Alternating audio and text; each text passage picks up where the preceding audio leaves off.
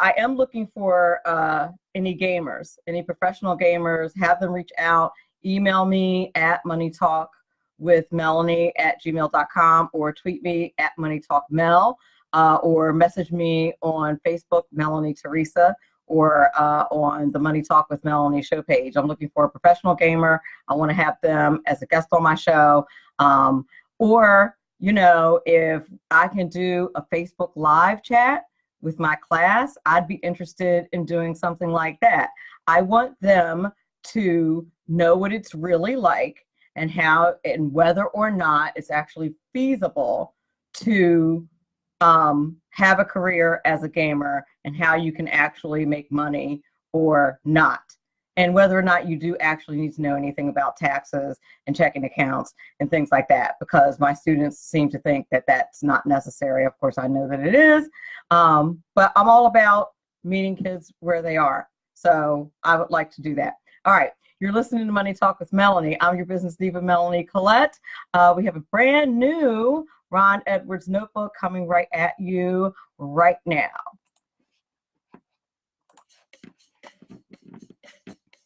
When I was a little boy growing up in Cleveland, my dad often told me, what is taught to one generation dictates the direction the nation takes next. Oh, I'm Ron Edwards, on this page from the Edwards notebook. The most important duties of the President of the United States is to protect our beloved republic from enemies, both foreign and domestic. But if one observes the Antifa mobs of Portland, Oregon, the black robes gone wild leftist judges of the Ninth Circuit Court of Appeals, the average college professor, the drawing open socialist direction of the Democrat Party, and capitulating rhino Republicans, it's easy to realize that government school indoctrinators have done a masterful job of convincing American-born sovereign citizens to prefer millions of illegal border crossers to invade our republic more than protect her from irreparable harm. And now, females are attacking people in Portland, Oregon, who believe that even men are innocent until proven guilty of a crime. The Word of God maintains, how my people perish for lack of knowledge. And no nation, even one as great as this one, will remain strong and prosperous unless its children are brought up and trained in the good way they should go, so that when they are old, they will not depart. We have a choice between life or death. For our beloved republic, I would that we choose life. I'm Ron Edwards. Ron Edwards, the new voice of America. Sponsored by the Tri-County Liberty Coalition.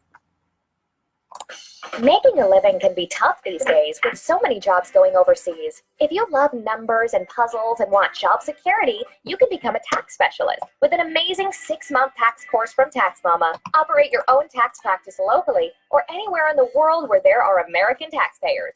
It's a great way to write off your trips to visit family for months at a time. Everything you need to pass the IRS 3 special enrollment examination is included in this course. Visit irsexams.school. And if you need more than 6 months, that's okay. Take your time. You're in the course until you pass the exams or until you unsubscribe and reject Tax Mama's emails.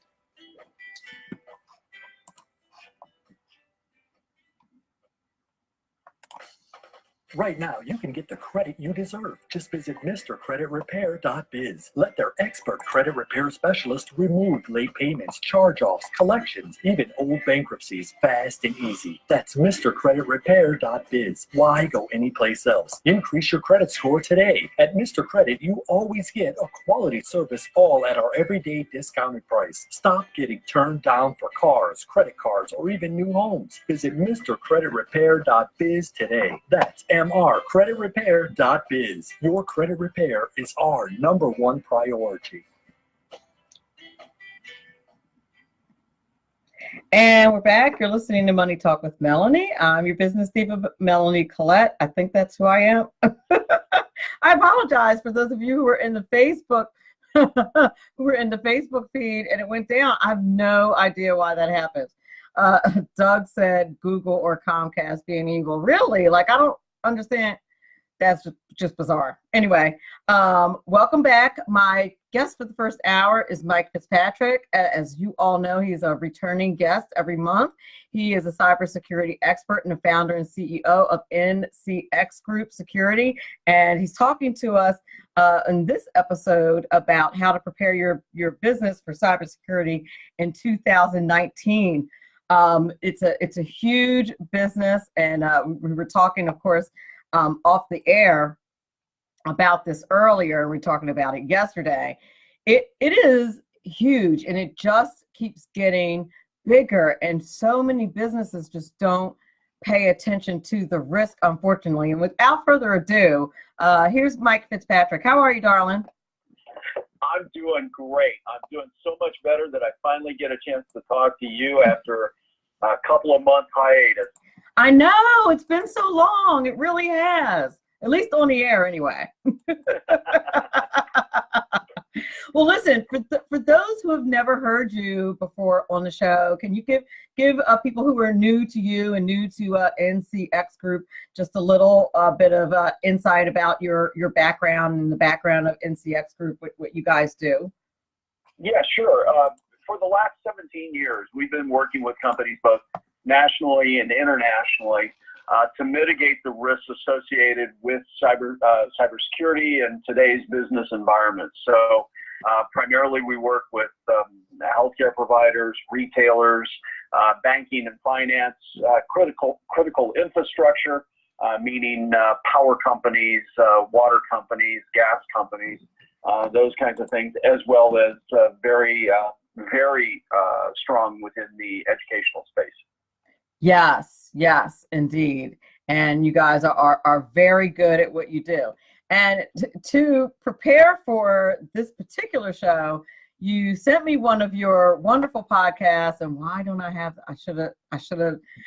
One of the things that I do to prepare for this show is I shut everything down and kind of clean out my random access memory so that stuff like what happened earlier doesn't happen. And of course it happened anyway, because, you know. It's just the way it goes. It's just the way it goes. But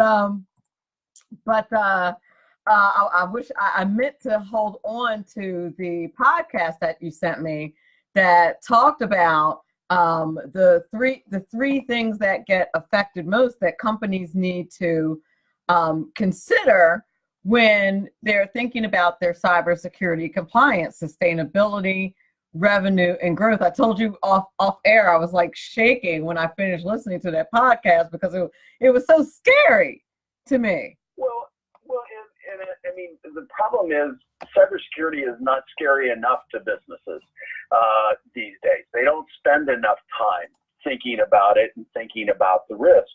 As we were talking about off air, sustainability, revenue, and growth, those are the three things that everybody, myself included, that runs a business think about daily. That's the role of the CEO. Those are the things that you're supposed to look after. I also refer to it as accountability, liability, and profitability. But sustainability, revenue, and growth are the terms that are being used today out of Harvard. So from a revenue, sustainability, and growth standpoint, if we reverse that out from a cybersecurity standpoint, sustainability, like I told you, 54% of all small to mid-sized businesses in 2017 had and experienced a cyber breach. Of that 54%, 66% of them were out of business in 6 months. So your probability that you're going to survive a ransomware attack, a real security breach, something along those lines, is very remote. Only 33% survive it. So your sustainability, your survivability is very low with the security breach. If you are fortunate your revenue to survive it, your revenues are going to take a massive hit, because you're going to be paying fine after fine after fine after fine. I forgot about that, because for every hit, for every breach, for every record, how do they get fined? Is it per record? Well, there's a cost per record, but the FTC is now fining based upon a per record price of $2,500.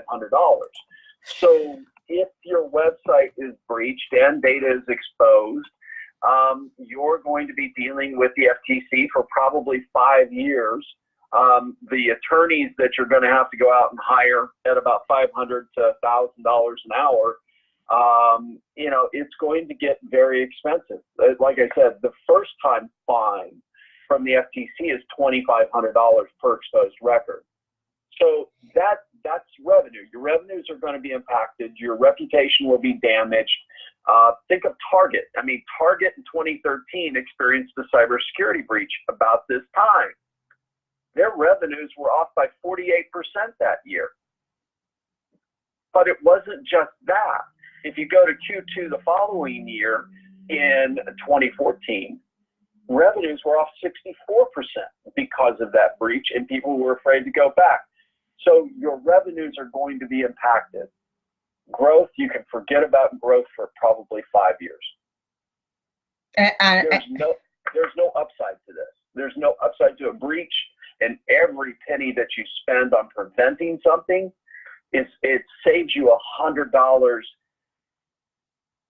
on the other side of the breach. So every dollar that you spend on mitigating risk saves you $100 on dealing with the consequences of a risk.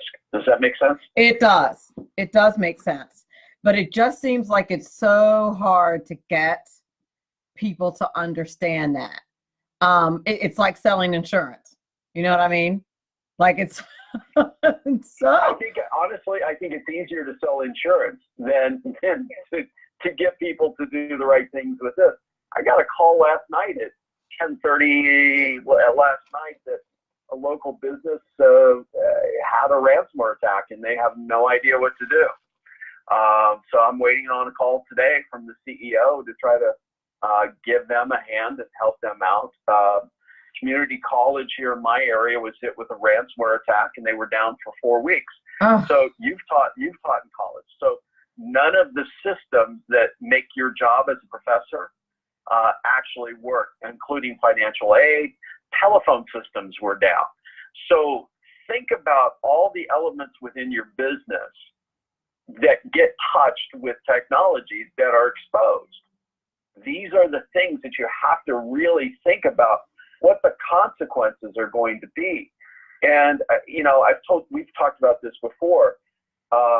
In 2017, I went out and did a lot of speaking engagements across the country through Vistage networks, through executive forums, CEO peer groups. And one of the things that and through those conversations, I spoke to over 500 CEOs, folks that run companies between 100 employees and 900 employees. What I was amazed at is out of the 500, only 7 had ever conducted a cybersecurity assessment. When I asked the particular question about ransomware, what would you do if you were hit with ransomware today? It was deers caught in the headlights. They have no idea what to do. And I would bet you that they don't even know what it is. Like they probably don't even know the difference between, malware, ransomware, a virus. Like, you know what I mean? With ransomware, you're going to lose a week to 2 weeks of your life with a ransomware attack. Sure. And then even if it gets released, there's no guarantee that they're not going to do it again. I mean, that's. No, and here's the thing: if you pay the money, only 40% of the time you're going to get your data back. Right. That your best defense is having great backups, but you got to make sure that your backups are actually 100%.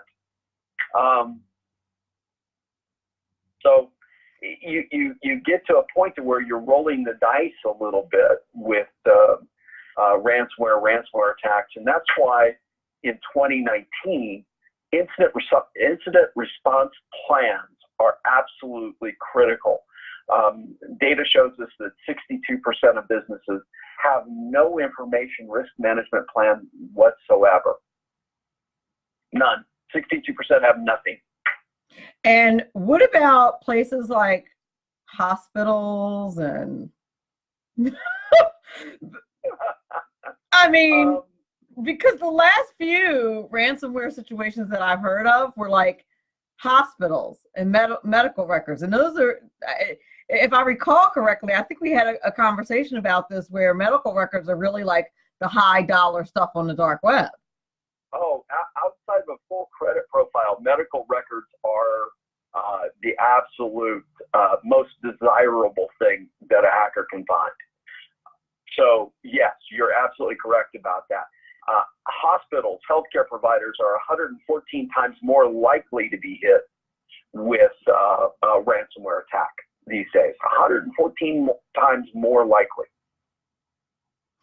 And here's the killer. Now, it would seem to me that we should have some legislation, and I'm no rhino, I'm no big government person, but it would seem to me that this is an area where the government protecting its citizens might come into play. Well, it's funny that you mentioned that, because here in California, where I am, the state, the People's Republic of California. Oh, you mean Russia? California stand? California stand. I mean, it's unbelievable out here. But so there was a ballot measure this last November that would create privacy and data controls for the individual, very similar to GDPR in Europe. And the state of California, Jerry Brown, came to the group that had collected 1 million signatures for this to put it on the ballot and said, wait a minute, we want to take this off the ballot. Would you allow us to take it off the ballot if we pass a law? So in 3 days, they made it law. There's so many typos in it. There's whole sections just missing because nothing's been flushed out. But this now is a very bad piece of legislation that makes the Attorney General in California the de facto cybersecurity ruler for all breaches. It is absolutely amazingly bad. And it's going to be expensive. It's going to be expensive for companies to deal with. It's going to be expensive for companies to actually pay the fines associated with it. We talked a little bit this morning about the Marriott breach. 500 million identities exposed in the particular breach. Come on! When was this? I'm supposed to stay at a Marriott in like 2 weeks. Your data is probably gone. I didn't book it yet. I was supposed to book it like 2 days ago, and I didn't do it yet. So if you've stayed in a Marriott in the last 4 years, you are probably going to get a letter. Great. So this actually happened in Europe, but it affected their entire reservation system. So all reservations, all the data that you put in to set up a reservation, your credit card, your name, address, if you're traveling abroad, passport numbers, all of these things have been exposed for 500 million people. Great. I just logged in yesterday. And so in Europe, you have GDPR, which is the EU's data protection laws, right? The legislation that you're talking about. So now there's law. So the fine in Europe for a breach or something like this, at the top end, which Marriott definitely qualifies, is 20 million euros, or 4% of revenues, whichever is higher. So I was curious this morning, and I went to look at Marriott's annual report, and revenues for Marriott globally last year were $23 billion. Wow. So take $23 billion times 4%, and if my math is correct, that's $880 million fine. Oh, dear. That's terrible. That's awful. Well, okay.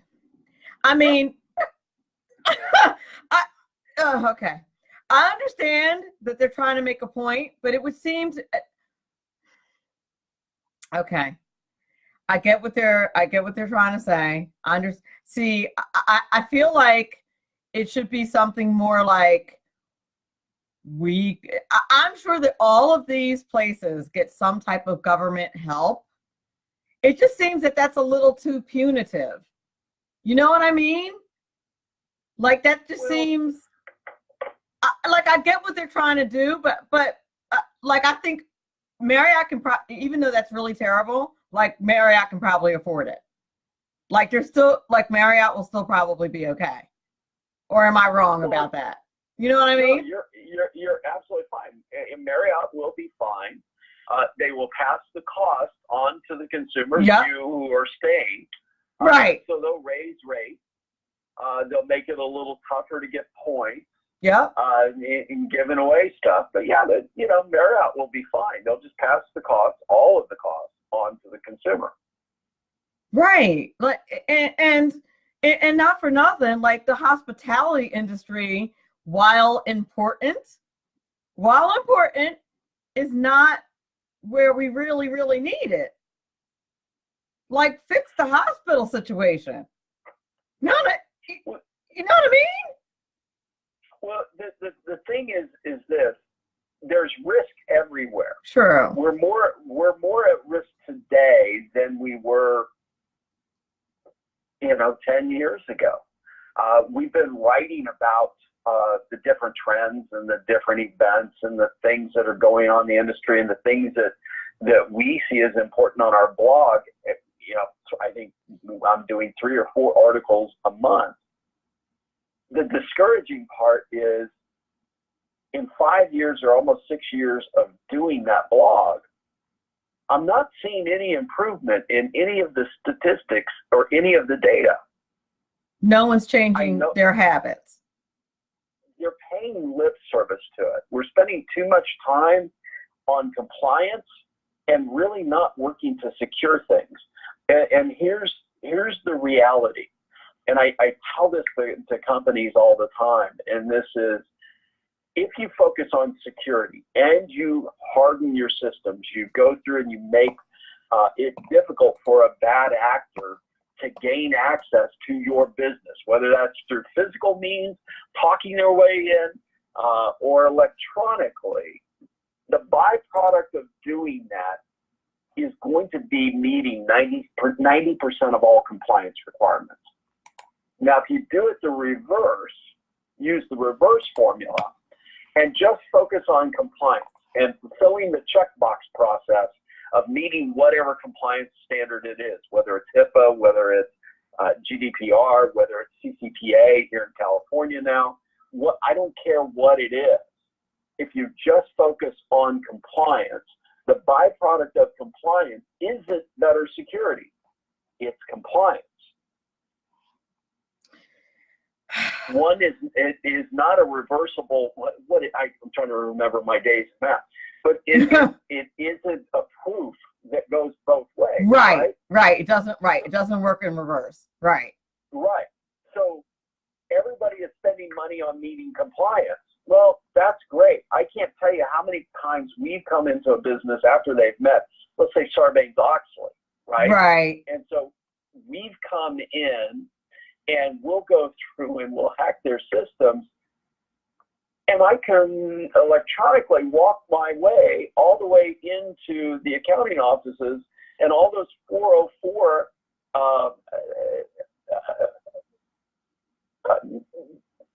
what's the word I'm looking for? All those 404 attesting to that you're secure is completely null and void because I was able to compromise all of it. Well, because again, they focus on compliance and not security. Is it possible? And this, I'm getting a little philosophical here, but is it possible that this is a more broad problem of, like the philosophy of just doing the minimum that you need to do? Like, we live in a society where people literally just do the minimum, or at least that's how I feel. Like people just do what they have to do to comply. Like I had a student tell me the other day, I have something called a warm-up question, right? And Yeah. the kid literally looked at my face and said, well, I didn't realize we had to get it right. And I was like, I was confused for a second. It was so, I love your classes. You know, and I was going to share this with you afterwards. One on the gaming thing. Jerry Jones of the Dallas Cowboys owns a professional gaming team. oh, really?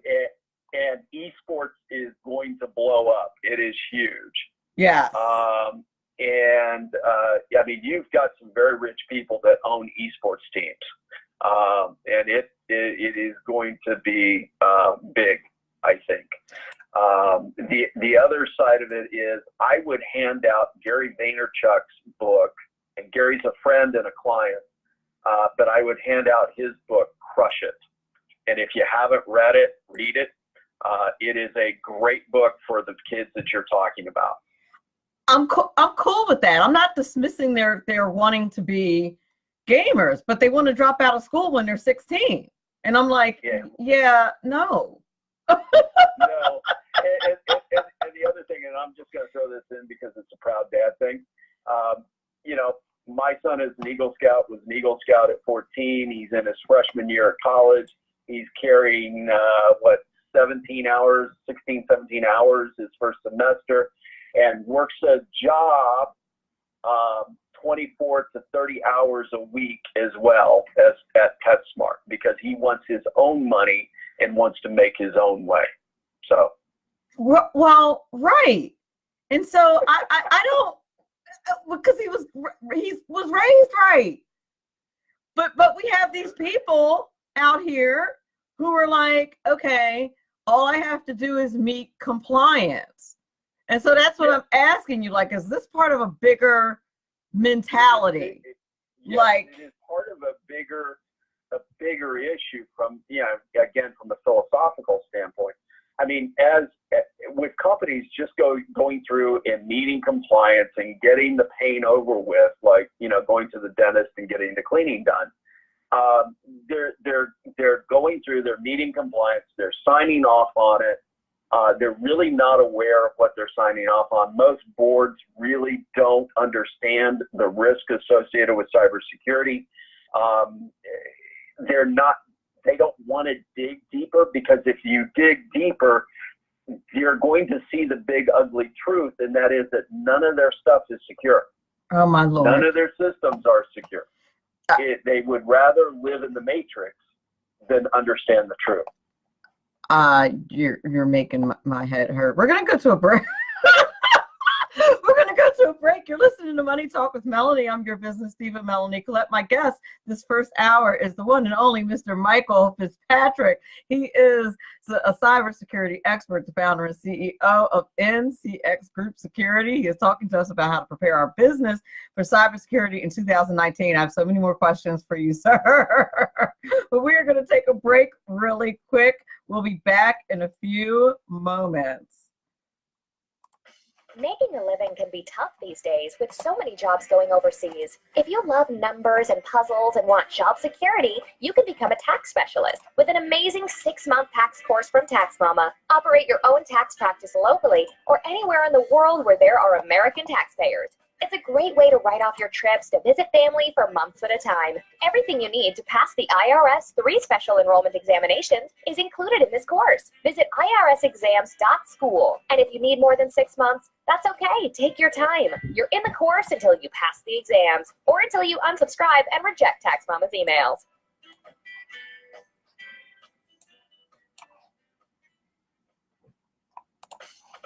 Right now, you can get the credit you deserve. Just visit MrCreditRepair.biz. Let their expert credit repair specialist remove late payments, charge-offs, collections, even old bankruptcies, fast and easy. That's MrCreditRepair.biz. Why go anyplace else? Increase your credit score today. At Mr. Credit, you always get a quality service, all at our everyday discounted price. Stop getting turned down for cars, credit cards, or even new homes. Visit MrCreditRepair.biz today. That's CMR creditrepair.biz. Your credit repair is our #1 priority.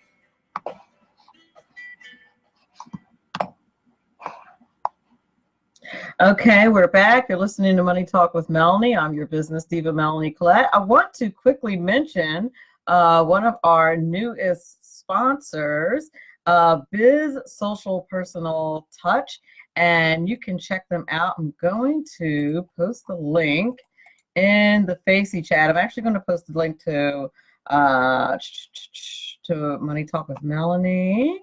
Yes, there is a website where you can check out actually all of the Money Talk with Melanie sponsors. You can see their ads there, and I'm going to post the link to the new sponsor as well right in the Facey chat for you guys to take a look at. They're quite awesome, and their ad should be coming out very soon. I'm excited about that. Very excited about that. Welcome aboard. My show is just getting super popular. I'm so excited. But we have with us today Mike Fitzpatrick, cybersecurity expert, founder, and CEO of NCX Group Security. Mike, I'm laughing too because another class that I teach is called it's called web design, right? And I have public education makes my head hurt. I had a meeting with the curriculum director, like speaking of like people not knowing like the depth of stuff and literally not wanting to know, right? So I had a meeting with the curriculum director who I assume doesn't even know I have a podcast. And That's probably good. Yeah, probably true. So I had a meeting with her the other day, and the class is called web design, and I teach, CSS and HTML, and they don't meet the criteria for coding. And she's like, because we don't teach coding. And I was like, HTML is coding. Like, and I showed it to her, and I was like, these are codes. This is coding. Let's get into some Python. Let's get into right. Go down the list. I think coding should be taught in K through 8. I think that we have to teach kids differently. And if they are able to code, they can feed themselves after they leave high school. Well, yeah. And I said, why is the class called Web Page Design? And the book that I teach out of, which by the way I had to find, we're not even going to discuss that, it's called Fundamentals of Web Programming. She was like, that sounds like a really good name for a class. And I'm like thinking, yeah, you're the one that makes 6 figures, but whatever. Okay. I was like, oh my God, yeah, it really does, doesn't it? Because it's programming, because it's coding. So it is. It does make your head hurt every day with the things that go on and how people are able to be fooled into believing something that it really isn't. And we see it every day on the cybersecurity side. Right. It's just every day. And technology, I think, is one of the most frightening things. And I think people are really afraid of what they don't know. And I think the other side of it is I think people are also afraid that they will get taken advantage of because of what they don't know. But to me, like, there's no excuse. And I say to people all the time, like, you can use Google more than like looking up, shirtless pictures of Idris Elba, although I greatly enjoy doing that. You can also Oh my God. I said that out loud. But I'm saying you can also use the internet to inform yourself if you're afraid that Mike Fitzpatrick from NCX Group is going to take advantage of you. You can do a little bit of research yourself if you're making $500,000 as a CEO and want to make a good decision. Like, well, come on. Yeah, exactly. first I would say don't use something else that hides you from Google. Well, obviously, yeah. Is Okay, a great one. good point.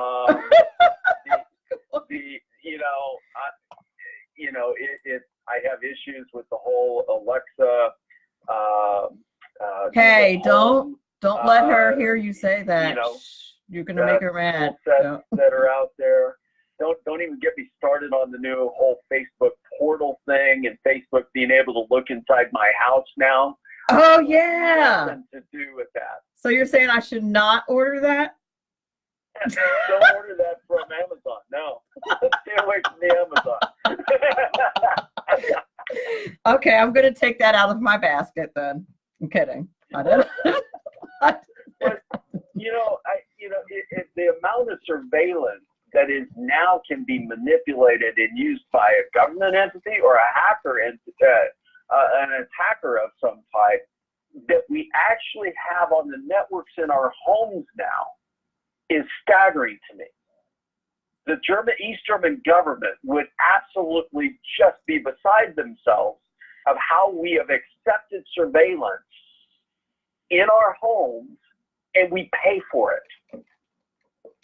And it boggles my mind that we just don't seem to value privacy anymore. I only paid $40 for it.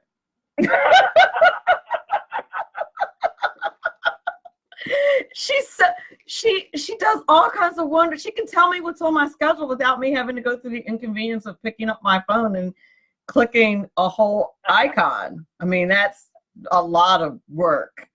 Yeah, no, it's really tough. That's Really that's strenuous. The iPhone weighs what, like a half an ounce or something? That's the funny thing is, I know a lot of folks within the public sector that do work within the government, and the funny thing is they don't carry smartphones.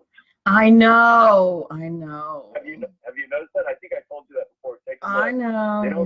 They don't carry smartphones. They carry flip phones. They carry dumb phones. That's a deal breaker. Like I was at an adult drinking establishment, and I was sitting next to a guy, and he tried to hit on me, and he had a flip phone, and I was like, "Bruh, you got a flip phone?" Like, no, but maybe he worked for the government. That's it. He works for the government. I should have given him a shot, but I was like, "You got a flip phone? Like, it's gonna take you forever to text me back." Like, no. No,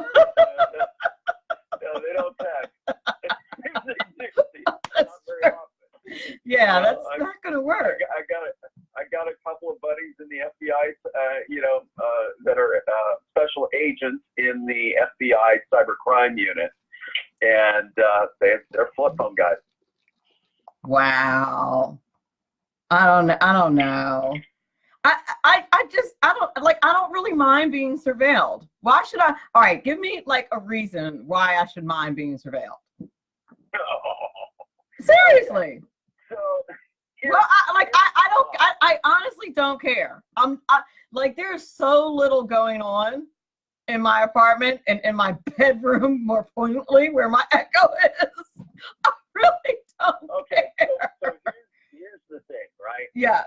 So the NSA has a data collection center out in Utah. Yes. That houses, that we know of, that has been stated. Right. At least 2 yottabytes of data. Yes. Okay. So for all of those playing at home, that if you take a 1 terabyte hard drive, stack it all the way to the moon and back, is 2 yottabytes. That's a lot of data. Bytes. Yes. It's a lot of data. So they're capturing every email, they're capturing every phone call, they're capturing everything that you do and that is put out on the internet. And it's saved. They don't go through and process it until it's needed. Right. So we have video editing capabilities, right? And photography and all of these. Okay, I can see how that could. To tell whatever story that they want, Okay. because we didn't care that people were looking. Okay. And violating our privacy. I can see how that could lead to problems. I'm a big Fourth, Fifth, and Sixth Amendment guy. Okay. I could see how that, like, if you have political enemies, how that could lead to problems. But you don't know where the enemies are going to come from in this day and age. Oh, well, well, for sure. And, you know, the higher up you get, the more evil and horrible things are. So that's why you have to care. All right. You have to be concerned about who's on the other end of some server looking into your home. Okay, I care now. Care a Sorry little more. to bum everybody out, but yeah, you're bumming me out over here. I mean, I like to be able to yell at Alexa, who's probably going to answer me now. Like how far is it from where to where? I mean, having to type it in takes like a whole, 15 seconds. That's a lot. Well, you can be my wife or my son. Oh dear Lord, I can't even imagine. It's just no fun. You probably like submit their phones to like app inspections. What's that? You probably submit their phones to app inspections. Like what? No. It's just they're well educated on the risk. That's it. It's but you have to be today. You have to take these things into under your control, because if you don't, the technology companies are going to control your life, and I just don't think most people really want that. No, I think you're right about that. Let me ask you this. When you're like a teeny tiny business like me, like Money Talk with Melanie is basically a one-woman show. I mean, I have a team of people that I work with for things that I need to get done. They're like third-party people that I work with regularly for things that I need to get done. But for example, if PayPal were to have a breach, I mean, that's who I use regularly for to get payments from sponsors. WordPress is, who I use for my website, but there's a PayPal widget that when I start to sell things on my website, it's still PayPal, and then there's like a third party that connects WordPress and PayPal. That company could have a breach. So like, what does somebody like me, and I would imagine that there's lots of very small entrepreneurial situations like mine, where you're really at the mercy of all these other companies and their breaches. Like, where's the responsibilities when it comes to that? Well, the responsibility is always yours, right? Because it's your website. Sure. You made the choices that go into the website. Okay, that makes sense. So I would tell you this. The most valuable thing to a small business is their website, because most of their business goes through that website from the perspective of, like you said, through orders, through payments, through those kinds of things. There are a lot of widgets within WordPress that will help secure that WordPress site. WordPress sites in general are not very secure. So unless you're adding those security widgets to your site and locking it down and monitoring who's attacking your site every day, because trust me, that is going on.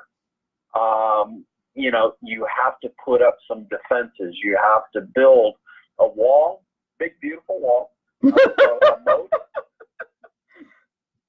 maybe another big, beautiful wall, and some snipers to keep the hackers guessing, to keep them off of your site.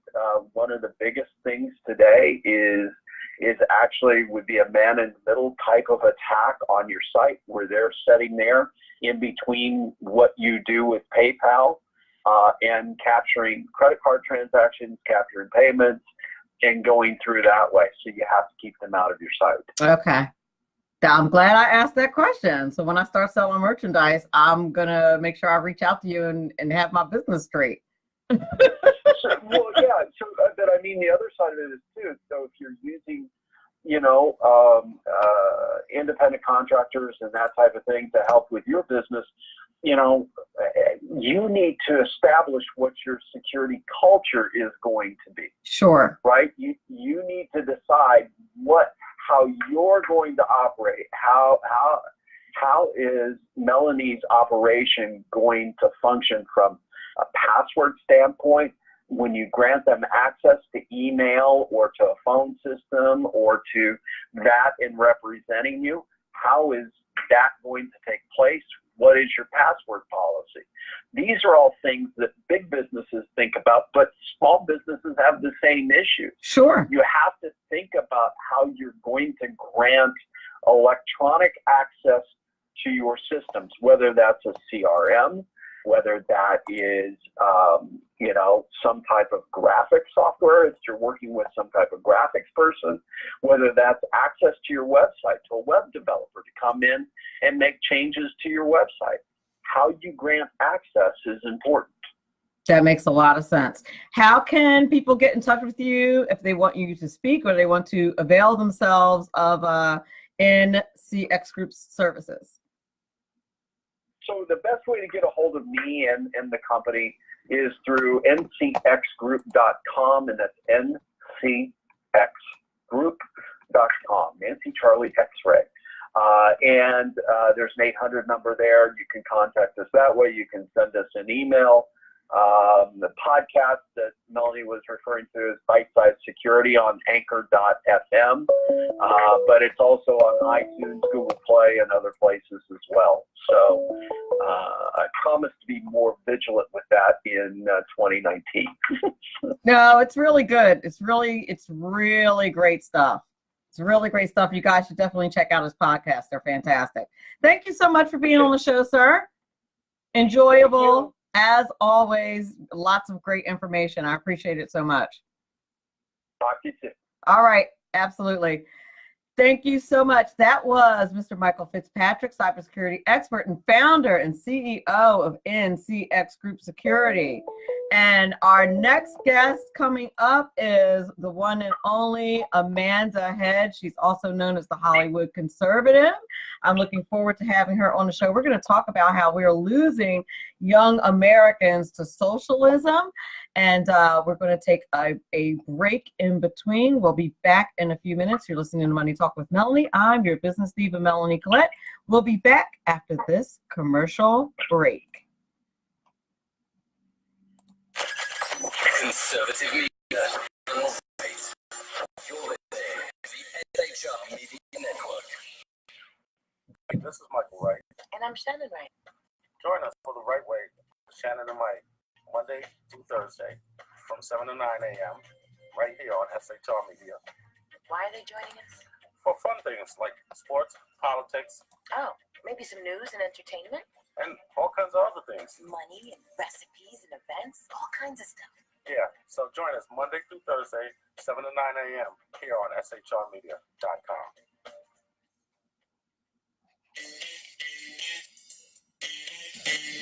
From a public locker inside a dilapidated Long Island rail station comes a show designed to piss off liberals using truth, facts, and ridicule.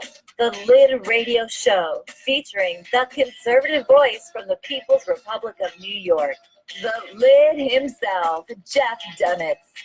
Tune in every Wednesday at 2 p.m. Eastern, 11 a.m. Pacific on the SHR Media Network. Go to shrmedia.com. At Lid Radio, we fight for the truth, justice, and a good kosher T-bone. If you don't listen, Hillary Clinton might sneak into your bedroom in her housecoat late at night and blame you for her election loss. It's the Lid Radio Show with Jeff Dunitz.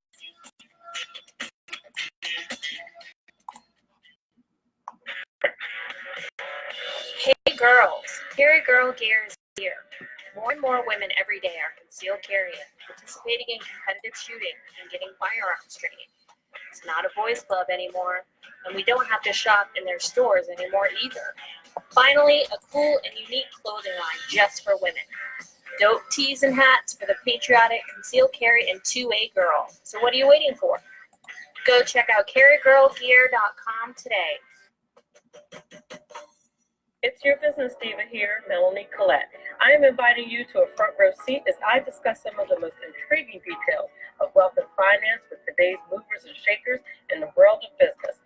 Listen in and discover financial truths on a global, domestic, and household scale. Uncover topics that will impact your wallet today and in the future. Money Talk with Melanie airs Monday through Friday, 5 p.m. East, 2 p.m. West, right here on SHR Media and High Plains Pundit Talk Radio. You can't afford to miss it.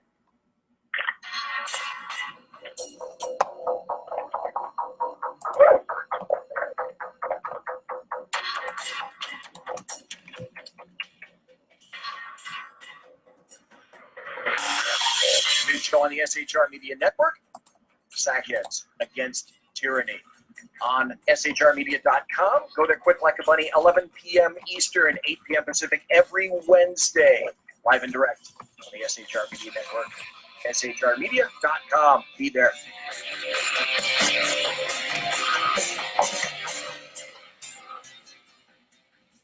When dirty politicians, shadow governments, and deceptive Islam blind the world with fake stream media smoke, their only fear is one man with a cane.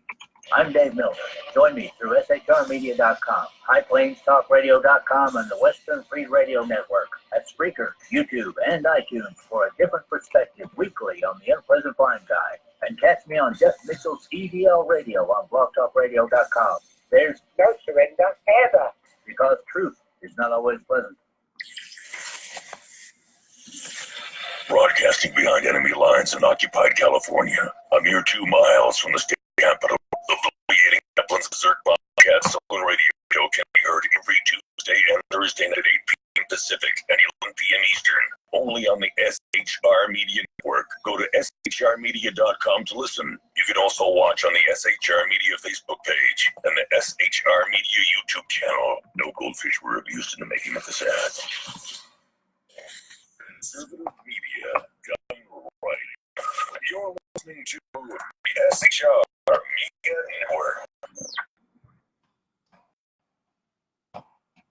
And welcome back. You're listening to Money Talk with Melanie. I'm your business diva, Melanie Collette, and welcome to the second hour of Money Talk with Melanie. Had a great time with Mike Fitzpatrick. The first hour, very informative hour, talking about cybersecurity and the importance of cybersecurity in 2019. It just does not seem to be getting any better. Everybody's just concerned about compliance, apparently, and not concerned about like actually protecting their businesses, unfortunately. This hour, actually, before we get to that, have you tried any of our sponsors? I want to make sure that you check out our sponsors by going to Money Talk with Melanie and going to our sponsors page. The tax mama, Eva Rosenberg, who has not been on in a while, was one of my first sponsors, is going to be here December 14th. Very excited to have her. And she's going to talk to us about how you can become an enrolled agent by enrolling in her exam review course. Very excited to have her back on the show. I'm super excited, and she's a big supporter of the show. And like I said, she was one of my first sponsors, longest running sponsor of Money Talk with Melanie.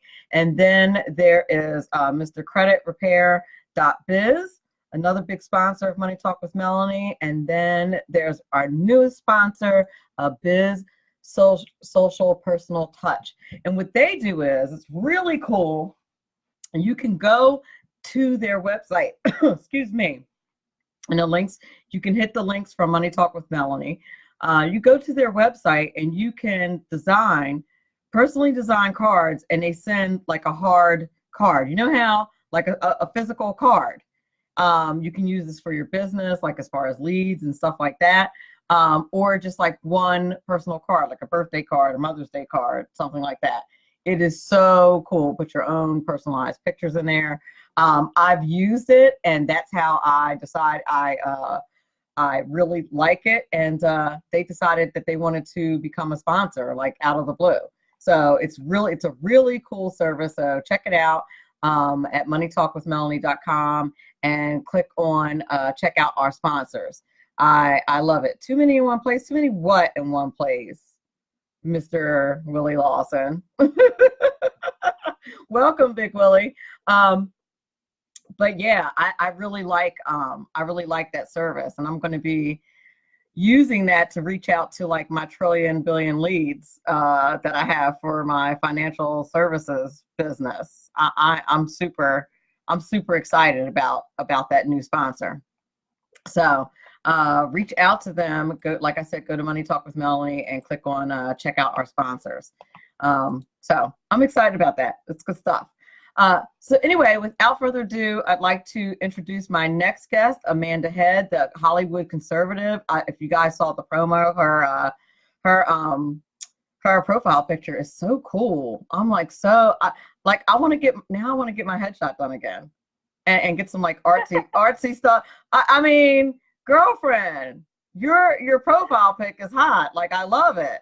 I'm like, now look, I live in Los Angeles, so I have a lot of friends who are quote unquote photographers, and they're always looking for someone to test out their new cameras or their new lenses, and I'm always the first person to volunteer. So that was from a friend of mine, and that was just kind of like a off the cuff shoot one day. And then I don't know if you have the one with the American flag superimposed over my lips. Yeah, so that was real. Obviously that's a Photoshop thing. I did not actually have any paint or anything on my lips. But yeah, gosh, it's amazing what you can do in Photoshop these days. It is crazy. Yeah, that is so cool. Thank you. Thank you so much. It's very, very cool. It's very cool. And if you guys don't know what we're talking about out there in Facey Land and SHR Media Land, check it out on the Money Talk with Melanie Facebook page, or you can check it out at Money Talk Mel. I did tweet it out, I believe, yesterday. It's also on LinkedIn. I promote the heck out of my shows. So I think it's on LinkedIn. I tweeted it. It's on my show page. It's on my personal page. But that picture is awesome. Now I'm like, okay. I used to like my profile pic for my show. Now my picture sucks. No, just add an American flag to it. Although you wouldn't believe the amount of people who, and look, I know the U.S. flag code well. I know that we are not supposed to wear it. And you wouldn't believe how many people are like, that's disrespectful to the American flag. I'm like, you guys need to get off it. It's 2018 and it's cool. Yeah. I'm going to throw this out here, Amanda. I'm gonna put this out here. I'm going to just venture a guess that it's mostly women who are saying that. Most criticism, like, of my looks online, come from women. Yeah, I'm guessing that the men not having an issue with it. Yeah. Am I right? It's unfortunate, but am I right, Amanda? Out there, I guess. Yeah. I think they have a case of haterade. Anyway. Yeah. I'm familiar with that. Anyway, that picture's awesome. I don't care. It's not the American flag. It is a patriotic, resemblance. Image. Yeah. To the flag. It resembles the flag. It's not, you don't have a flag waving out of your mouth. It's right. I mean, come on now. I know it. The picture's awesome. Anywho, because I'm not a hater. So before we move any Thank you for not being that. Yeah, no, I'm not there that. For us girls, especially in finance and politics and industries that are male dominated, women have to prop each other up. Hello. Yes. So before we move any further, let's tell the audience, please, it's your first time on Money Talk with Melanie. Please tell the audience a bit about your background, if you would. Sure. So born in Nashville, grew up in Birmingham. I moved to Los Angeles after I graduated from college. I sang throughout my life. Going into college and throughout college, moved out to LA for the music industry. I was in the music industry for 9 years as behind the scenes and in front. I wrote for a record label that was actually an urban record label, and I wrote some songs for a band called Far Side, and then for Nas when he put out his album in 2008. Nice. And then I shifted over to a pop duo that I was in with another girl. We had two records that hit the Billboard Mainstream Top 40. The first one debuted at 31 and the other one debuted at 36. And in January of 2016, after being in the music industry for 9 years and dealing with all of that shenanigans, I was tired, girl. I was over it. And so it was also, you know, an election year, and I felt like my voice, rather than singing, could be better utilized speaking out about the things that I believed in. And, you know, I have a lot of people say, well, you know, you're a conservative. Why don't you, you know, come back to Alabama or come back to the South where there are a lot of us? And I'm like, well, that's not much of a challenge. And how am I going to make an impact on people if I'm not changing their minds? So I'm out here in LA as a conservative, and when I switched over to politics in January, I started a radio show in April of that year, and it was syndicated over a couple different stations on the East Coast, and then that led into my current job as national spokesperson for Committee to Defend the President. So it's the nation's largest pro-Trump super PAC, so I'm their spokesperson, and then I also am a contributor for a network called The Rebel. Nice. And then I do Fox News regularly, and now I have a daily live show from 10 to 12 on a network called America's Voice. So that's me in a nutshell. Excellent. Excellent. I love it. I love it. Excellent. Okay. Thank you. So and I'm familiar with a lot of those outlets. That's great, and hopefully a lot of other people are familiar with them as well. Well, everybody knows Fox, obviously, but right. Yeah, but not nicely done. So I came across, I was doing some research for the show, and I came across your video about the survey of young people are moving toward socialism. And I talked about this in the open of the show. It's a 2-hour show, and this is the second hour of the show. But my background is in education. I teach high school, and I also teach college as well. And so, of course, that the video on your website that talked about this survey about how young people are moving towards socialism kind of spoke to me a little bit. And then, of course, with the elections, and me, I'm also very politically active. And so with the elections being what they were, of course, it always came up in my classroom with my kids knowing, you know, that I was involved in politics and the levels at which I was involved. So I remember one time one of my kids said that he, you know, thought socialism was a really good idea. And I said, well, of course you do. You're already a socialist. Yeah, exactly. You are given stuff. You, by nature, until you are 18 and start paying taxes and working at a job, of course you're a socialist. That's the best way to go if you got parents pouring money into your account. Right, exactly. It's like you are already a socialist by definition. Of course you think it's a fantastic idea until you start paying taxes. So tell us a little bit about the statistics in the survey. They were stunning. Yeah, and let me pull them back up again. It truly was shocking for me, and that's coming from someone who, you know, I'm on the older end of millennials, but I live here in Los Angeles. I live here where we've got a ton of entertainment people, and Hollywood by nature is a selfish town because of the nature of the people that move here and the reasons for which they move here. People move here for selfish reasons. They move here to, you know, become a star or, you know, be a dancer on Beyonce's tour or whatever, you know, the case may be. But I noticed this alarming trend, and I found this data to back it up. Nearly half of the millennials polled said that the United States by nature, 50% said is sexist and 49% said racist. 38% of young Americans do not agree that America has a history we should be proud of.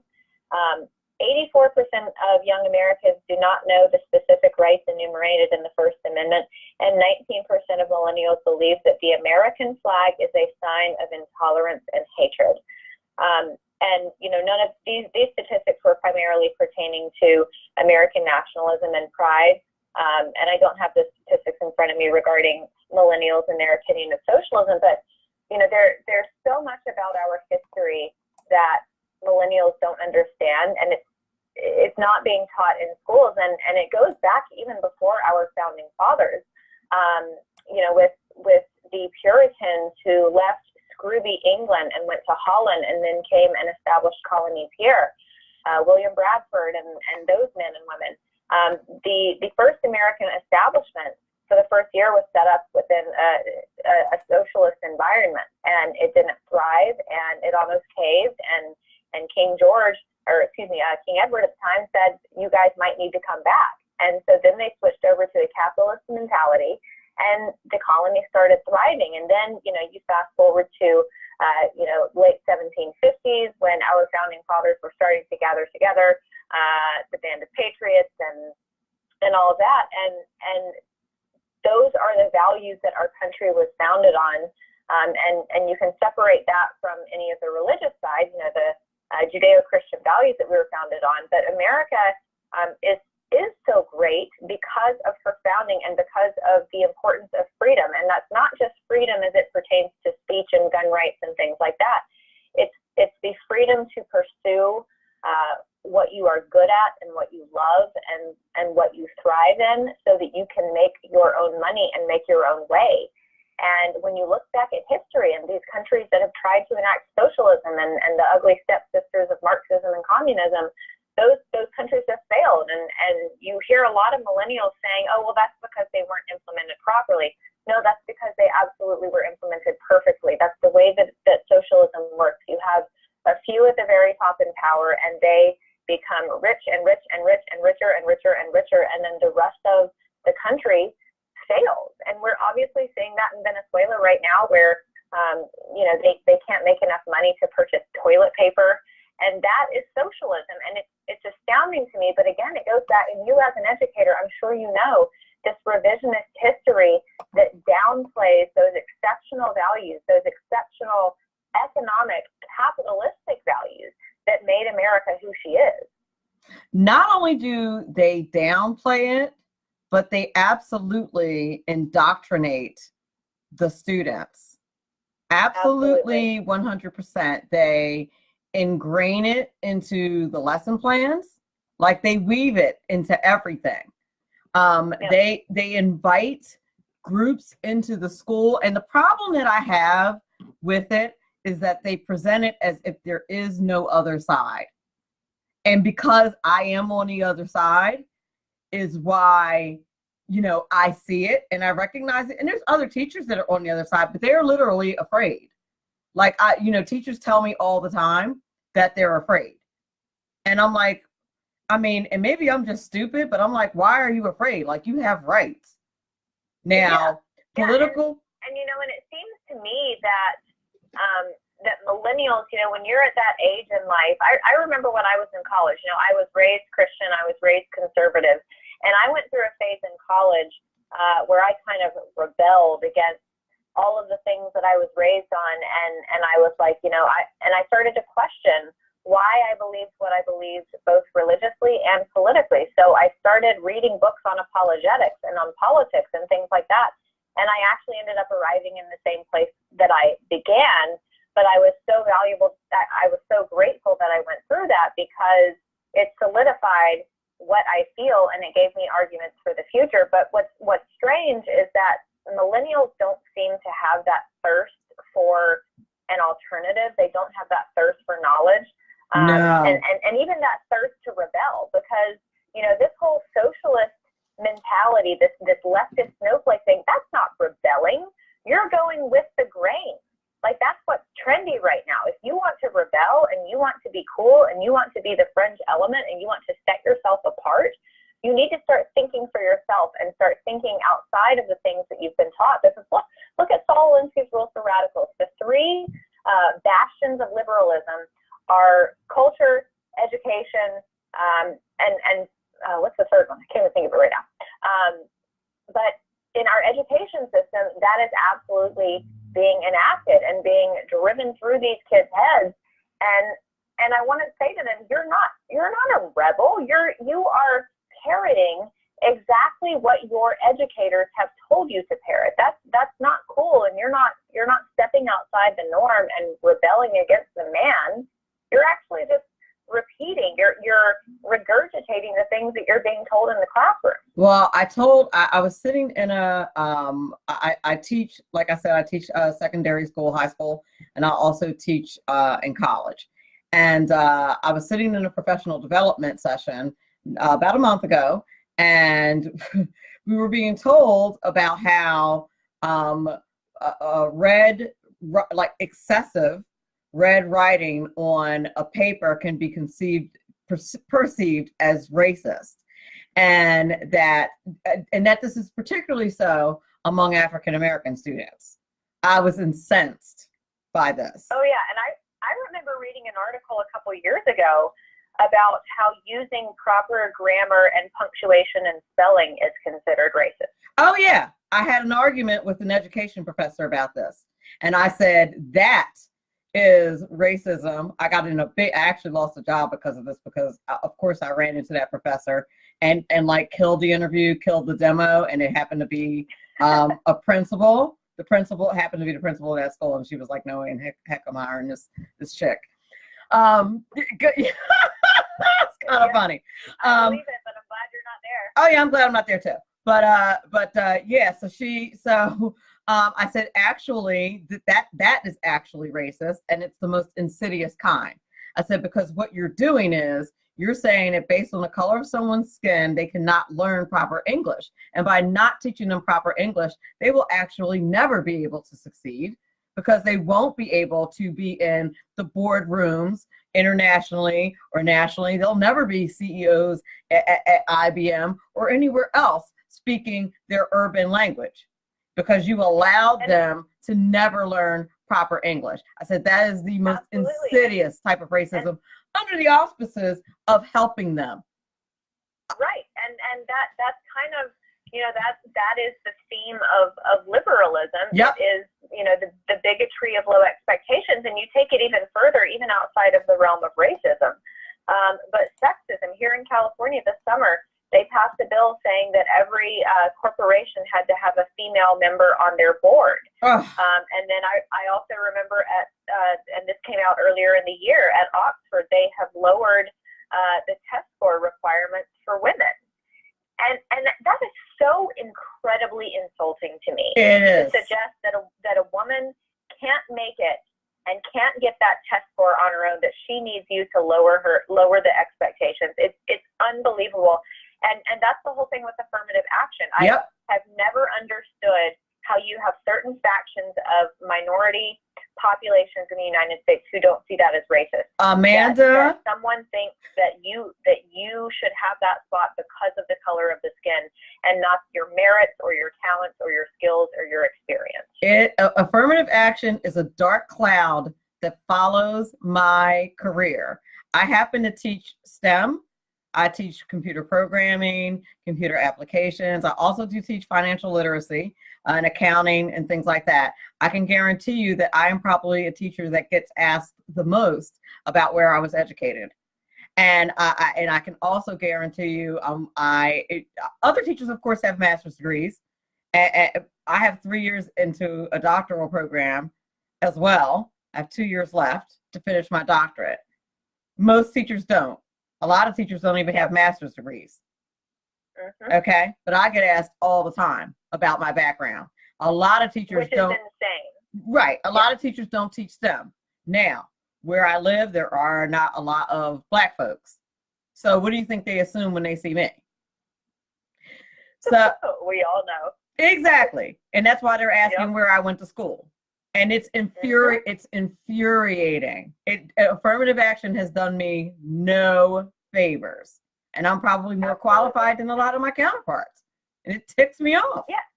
And I think of people with, people just like you within your profession, Blacks or Hispanics or any other race, even women who have a high position or a high level of education, and they got that because they studied and they worked hard, and they filled that role because of their abilities. And I can imagine that that is the most frustrating, not only hindrance, but just insult. I mean, that's utterly insulting. It is. It is insulting. I actually had a funny story. I was standing outside a classroom one day waiting to teach the next class at the university where I teach. And I said to the professor that was coming out, "Oh, you can leave the door open." And he's like, "Oh, well, we usually lock the door until the professor gets here." And I was like, "Yeah, I'm the professor." And and he says, "Oh, get this." He says, "Oh, the professor's usually a white male." He literally said that. Get this though. Wow. He was a black male. What? I kid you not. Oh man. And I said, and I turned to my students who happened to be just a few girls. And I said, "See, ladies, this is why we need more women in STEM." And I just laughed and went in the classroom. Well, look, we all know black don't crack, so maybe it's because you look so young. I'm going to go with that. I'm going to go with that. But I was like, I said, "Really, dude? Like, you too? Like, I need this from you?" Like, right. Ridiculous. But this is what you're dealing with. It's insanity. We need to stop doing all of this, all of the inclusion. You know, I was saying to another teacher the other day, and actually had a similar conversation online. I said, we need to stop doing inclusion. Doesn't even belong in the schools. It's a logistical nightmare, number one, because there's always going to be like that outlier. Teach the content. Okay, you're teaching a Spanish class, fine. Whatever they do in Spanish speaking countries, you want to teach their culture, that's cool. But I teach computers. I'm not doing Black History Month. I'm not doing Women's History. I'm not doing any of that. I'm going to teach you how to make a decent PowerPoint. That's what I'm going to do. Because at the end of the day, when someone is utilizing computer skills that they hopefully have learned in school, that's what they need. They don't need to know that other stuff. Nope. You're training them for a job so that they can excel in a career.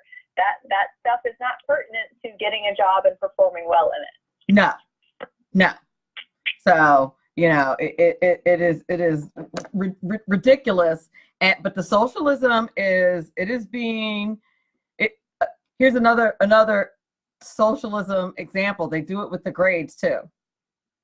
In school, they have these grading safety nets now. Oh yes. Where if a kid doesn't do well the first marking period, or sometimes first and second marking period, like if he gets like a 13, you have to give him a 55. But if a kid gets 101, 102, you actually have to take those points away.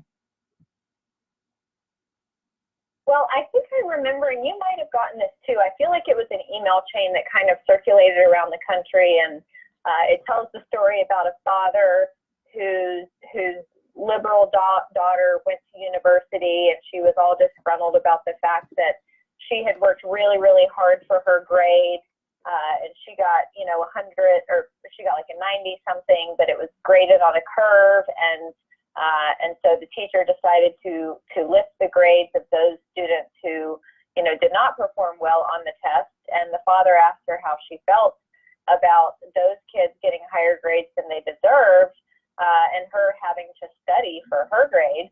And she complains about it and said, basically it's BS. And he said, "Welcome to the Republican Party." Exactly. There you go. Yep. But this is the way they indoctrinate kids into socialism, in my opinion. Yeah, but the concerning thing with that grade analogy is I don't know if this youngest generation cares what grades they get. That's the thing, because I think that they have, I think that we as a society have devalued that. And because we live in this, everybody gets a trophy society, they don't really feel any pride in or feel any incentive to work hard. I remember when I was in college and I had my first job and I got my first paycheck, there's something very soul fulfilling about that, about being paid for your work and enjoying, holding that piece of paper. This was obviously before direct deposit. And there's something for me, at least, that was really proud. And it wasn't an amazing job. It wasn't a well-paying job. I mean, it was minimum wage. When I was in school at Auburn, I worked for the University Alumni Association. We would call donors and call alumni of a certain school. Like I was assigned to the School of Engineering, and so I would call engineering alumni and talk to them about the things that were happening within the College of Engineering at Auburn, and then of course ask them for money. And so it wasn't, an amazing job, but I will say this, there was an added value to having that kind of job as opposed to just some like mindless job where you're, just performing some type of skill or some type of action. Because for me, there was an incentive to really sell their school because there was a reward. It was, and we didn't obviously receive any type of commission from that, but I got my name on a plaque on the wall. Hey, being a million dollar donor receiver, whatever it was called at the time. But there's something so proud about that, and the value of a hard day's work, and the meaning of what a dollar means. I think that has been so diminished within our society, or at least among young people, that they don't actually care what grade they get because they're kind of looking forward to post-college when they can just go back to mom and dad's basement and not really work for a while until mom and dad pass away, and then they got to figure out what to do. I think you're probably right about that, and it works. It's very much the same way in public education, even with the teachers. I was in private school as an executive assistant, and I expanded my job and was rewarded financially very well. I just started making more money. I've been teaching for almost 10 years now, 9 years. And I just started making more money than I did as an executive assistant this year. Okay. When I worked as an executive assistant, they kept giving me more responsibility. I was working very hard, but they also kept rewarding me financially for expanding my role. Okay. Mm-hmm. It was private school. They could do that. I would attend meetings for my boss. I would do all kinds of stuff. Okay. Ran the budget, did all kinds, executive assistant, private school, do what you want. In public school as a teacher, it doesn't matter how hard I work. Literally doesn't matter. You know why? Because of the union and collective bargaining. Yep. And so, if I stay home and put together fantastic lessons, for hours at a time, which when I was a new teacher is exactly what I used to do, sit up for hours, and the kids don't learn anymore. They don't pay any better attention. They don't care. The administrators only visit you 3 times out of 180 days. They don't care. Oh my goodness. Yeah. You don't get any more money than the loser teacher who phones it in every day. Crazy. So Absolutely why would any teacher in their right mind do that? I mean, really? Yeah. So yeah, I know. It's the whole setup is socialism. The way teachers teach socialism. I mean, I can't help myself. I do a good job, but now have I minimized the amount of work I'm willing to do at home? Absolutely. Outside of administrative stuff, like I'll do administrative stuff at home. I'll grade at home because it needs to be done. But do I put together like these fantastic, fantabulous lessons at home? No, not anymore. No. Because there's no incentive. Doesn't matter. It doesn't matter. It doesn't matter. Because it literally doesn't matter. And I will tell you, most teachers will probably tell you that they know it doesn't matter. You're not getting any extra brownie points. You're not getting any extra money. And the kids don't care. that you put in. And that's Yep. that human nature attachment of effort to payout. You know, Right. Why bother? Right. And that's why you have companies like In-N-Out here in California and Chick-fil-A who pay higher than the minimum wage, because if you as an employee feel like you are valued, then your output, the quality of work that you do, will be better because you feel like you are valued. And it's a trade-off, and it's something that I don't think this youngest generation appreciates. And I also think another part of it is, you know, going into the workforce, not only do they not feel the value of working for money, but, you know, I was raised doing chores. I had to do chores growing up. Yeah, me too. So when I went to college, and, you know, obviously I wasn't doing chores, emptying my trash and unloading the dishwasher. It's not the same type of work. But it was a freaking thrill to go from doing chores as compulsory as a child to doing a job, aka chores, and getting paid for it. Right. And I don't know if kids really even have to do chores these days. Oh. I don't think that's you know, I feel like it almost goes in the direction, you know, this snowflake culture. You can't even spank your kids, and they consider it like manual labor, child labor, if you impose chores upon your children. No, actually, and teachers can't even. I joked today about having my students copy the book of Leviticus by hand for an hour. But I said, you know, I said, I joke. I said, but I actually would not be able to do that as a punishment, because that is considered corporal punishment. Like, you can't make a kid write 100 times, Yep. like, I will not curse or whatever, because that's considered corporal punishment. Like, like, this is where we are. Yep. In society. Like, you can't, and parents don't punish, and kids, they know. I had a student tell me the other day, I have something called a warm-up question, and I asked them a question from the previous day's lesson. And like 2/3 of the class didn't get the question right. And I was like, okay, guys, we're not moving forward with today's lesson until you all get this question right. And I give them like hints from the previous day's lesson. And one kid literally said to me, and I was stunned for a minute, he said, I thought we just had to answer the question. I didn't know we had to get it right. Wow. And he was serious. Wow. Now, I mean, Oh my gosh. there's so many things wrong with that response, right? Yeah. Like, one, the thought process that goes into that, like, no pride whatsoever in getting the answer right. Number two, you're totally cool with saying that to your teacher. You to admitting that. I mean, I gotta admit, it takes gumption to admit it, I guess. And then, like, me as a teacher, like, I can't say, wow, like, where do you get the cojones? Because God forbid, like, I make him, quote unquote, feel bad about himself. I'm not allowed to do that. Oh yeah. You know, can't make him feel bad. And then that, you know, that might embarrass him in front of the class. Oh, well, You know, yeah. we're moving towards this culture of there are no wrong answers. This culture of show up to work and that's all you have to do. And that is a part of this whole everybody gets a trophy culture. All you got to do is just show up. You don't have to actually work or excel at what you do, and you're going to get paid. But aren't there It's circumstances? insane. I can't. I'm sorry. I feel like this all ties back to a conversation that I had with someone recently about gratitude, and children being given everything that they want.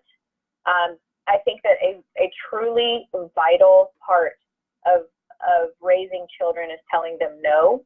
Yes. And because children, a lot of children within that generation have not been told no, they don't know how to take it. But also, there's a psychological link between gratitude and happiness, and it's why they say, you know, if you're unhappy with life or you're sad, think about all the things that are blessings in your life. Think about all the things that you're grateful for. And if you have been given everything in life, regardless of whether it's a PlayStation or you know, a slumber party with girlfriends, if you're never told no, you're never going to have gratitude for the things that you gain. That is so true. That is so very true. And they just don't, you know, there are times when we should justifiably be embarrassed. Like, embarrassment is good. Absolutely.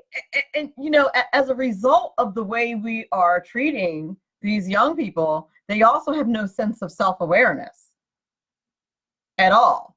Like one of these classes is like slower than the other classes, and they have no sense of awareness about them. Like you would think, and I'm not saying that they should feel that they are less valuable as people.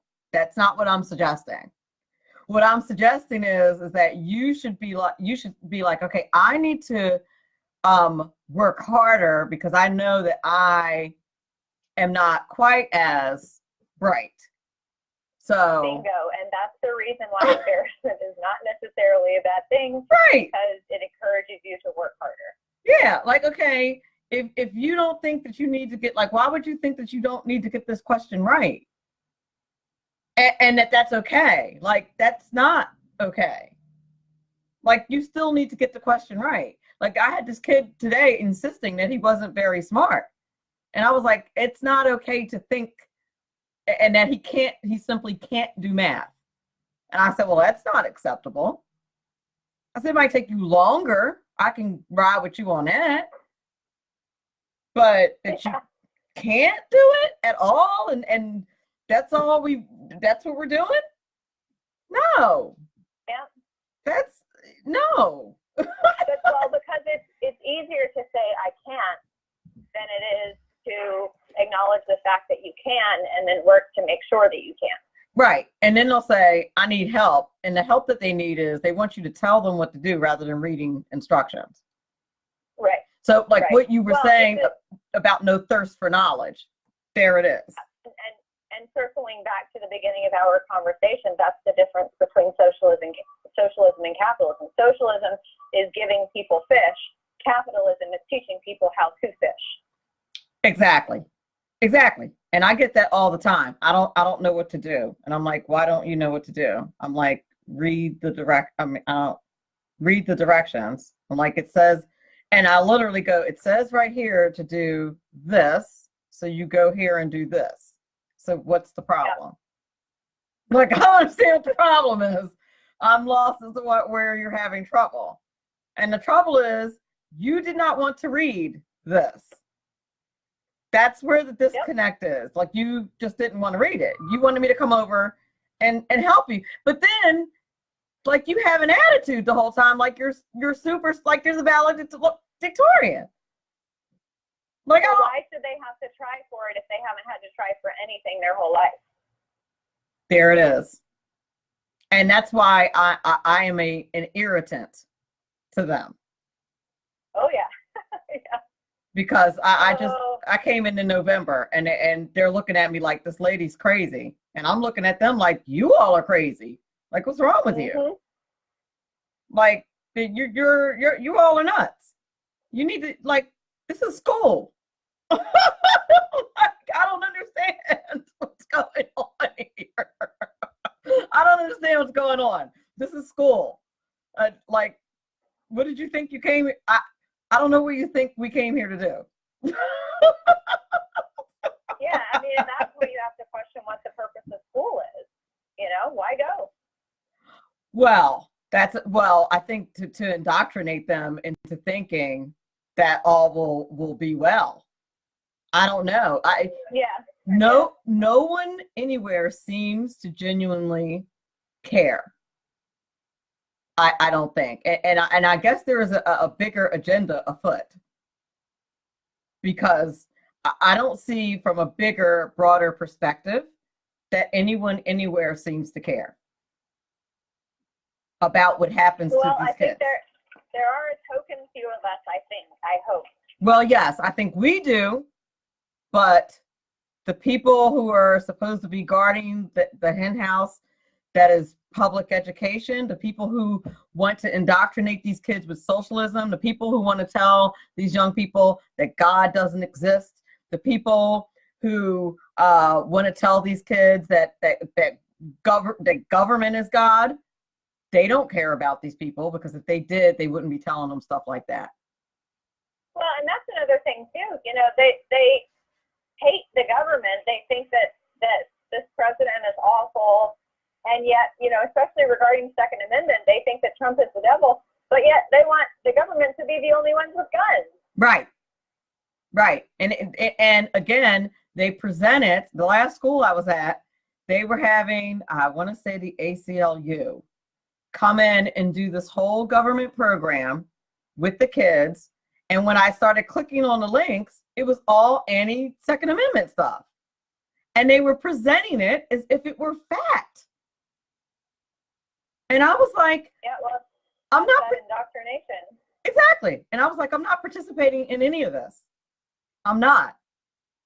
I'm out. When they did the school walkout thing, the Orange Day, I was like, okay, this is the baby killing organization, the women's march people. Yeah, I won't be doing this.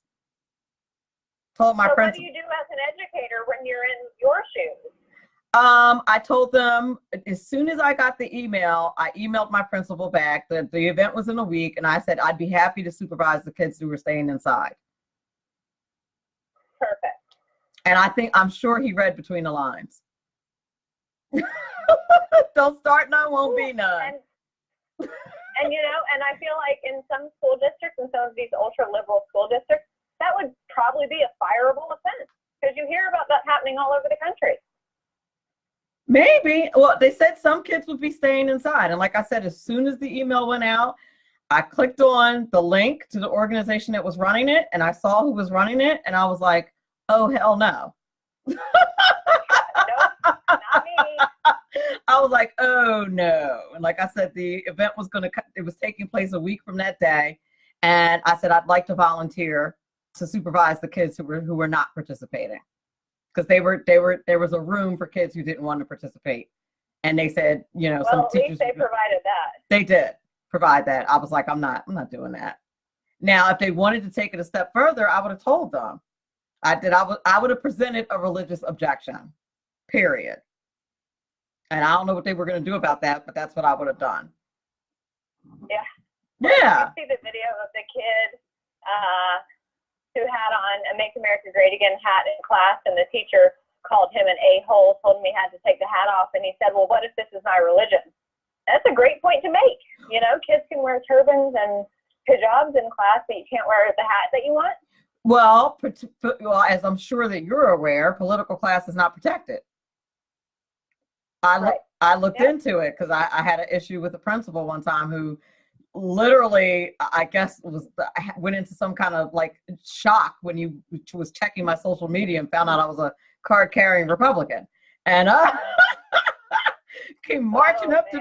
Oh yeah, Well, I guess he felt like he got a Trojan horse, like black female. That shame on him for being racist. And as soon, that's right. Yep. I told him I was involved in politics. Oops, did I leave out that I wasn't a Republican? Did I think he was going to assume? Because you know he assumed because of the color of your skin that you were going to be on the left, and here we have another form of racism. Did I assume that? Did I know that? I did know that. Yeah, I did know that. Well, but yeah. I love, you know, here in Los Angeles, if I meet somebody and they ask me what I do, I say I work in political media. And before I tell them anything else, they go on this rant about how, you know, Trump is going to end the world. Oh, and good we're all God. going to die because of global warming. And Trump's going to round up all the gays and all the blacks and hang them and all this. And then I say, well, actually, I'm spokesperson for a pro-Trump super PAC. See the looks on their faces. The blood rushes from their face like ghost white, and they have no idea what to say. You should see the look on their faces when I tell them what I do. I'm the I believe it. vice president of the New Jersey Federation of Republican Women here in New Jersey. Oh, that is so great. You should start getting like video reactions of that. I really should start. I really should start doing that. Oh, what do you do? I'm a teacher. I'm a professor. Oh, really? And I'm very politically active. Oh, really? And of course, you know, they assume. That's what they get for assuming. Like, shame on them. Shame on them. One of my dear friends in Washington, D.C., he works for Freedom Works. and he is Black Republican Trump supporter. And when he and I are, walking around DC getting lunch or something, you should see the looks on people's faces, because he is like loud and proud, and he wears his MAGA hat, and it's got an old school Reagan button on it. And it's amazing to me the looks of hate that he gets. It's like people think he's a traitor or something. Oh, absolutely. I mean, the thing that I don't really understand is the reasoning and rationale that people use, because on the one hand, you're saying that it's racist to use the color of someone's skin to make assumptions about how they should think or feel or act, but then you say you're Black, so you can't be a Republican and support Donald Trump. Sounds to me like the definition of racism. So and it is. It is the exact definition of racism. Those types of assumptions. So I'm perplexed by the reasoning on that. Like, I mean, I know that I'm not a Rhodes Scholar, and I'm not a genius, but I'm relatively smart. And you're 2 years away from your doctoral degree, so I'd say you're pretty smart. Yeah, and I have yet to be, and I keep asking my liberal friends, help me, connect the dots for me. Every couple of years I post it on Facebook. Okay, liberals, my liberal friends, connect the racial dots for me, draw the map for me, help me. No one has been able to figure to help me with this. I can't. Nobody's been able to map it out for me. I'm going to imagine that you get zero explanation or comments for that from liberals. Crickets is what I get. And I'm like, until you're able to explain how you're not being racist. But then they say, I do get this one explanation, that Black people can't be racist because we don't have power. And I'm like, wow. And I'm the one who has self-hatred. Okay. Oh man, they just dig a hole. When they try to explain it, they dig their holes even deeper. Like that. But then they say, like, I have self-hatred. Like that, you're projecting. Like that's crazy talk. That's insane. I don't understand. So tell my audience before we close the show how they can get in touch with you if they want you on their show or anything like that. How can they do that? Sure. So my website is thehollywoodconservative.us. The website for the PAC that I represent is committeetodefendthepresident.com. I'm on Twitter at TheHWCon, THEHWCON, short for the Hollywood Conservative, because Twitter discriminates against long names. And I'm on Instagram as the Hollywood Conservative, and that's all my social media because I'm too old to figure out anything else. I hear you, girl. Thank you. Say, are you on Snap? And I'm like, what does that mean? I know.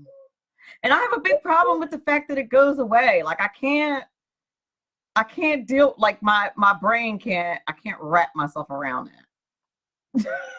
Yep. I know it. And I don't need anything else to fill my schedule. I don't need any more responsibilities. So I hear you. I'm not joining Snapchat. No, I can't do it either. Well, thank you so much for being on the show. It's a great conversation. I appreciate it. I will tag. You're not on Facebook though, right? Oh yes. Sorry, Facebook too. Oh, are you under? That's why I couldn't find you. Okay. All right. I will find you. Very good. Thank you so very much. I will tag you when I post the come on, Melanie, the podcast. There you go. That's what I'm talking about. Wonderful. Well, I really enjoyed it. So thank you so much. So did I. Have a great weekend. You too. Bye-bye. Bye-bye. You're listening to Money Talk with Melanie. I'm your business diva, Melanie Collette. I want to thank everybody for listening to the show, everybody who was in the Facey chat, and if you're listening out there on SHR Media Land, everybody who listened on iTunes and any other of your downloadable platforms. I really do appreciate it. Remember, all of this is very important because after all, it's your money. Have a great weekend.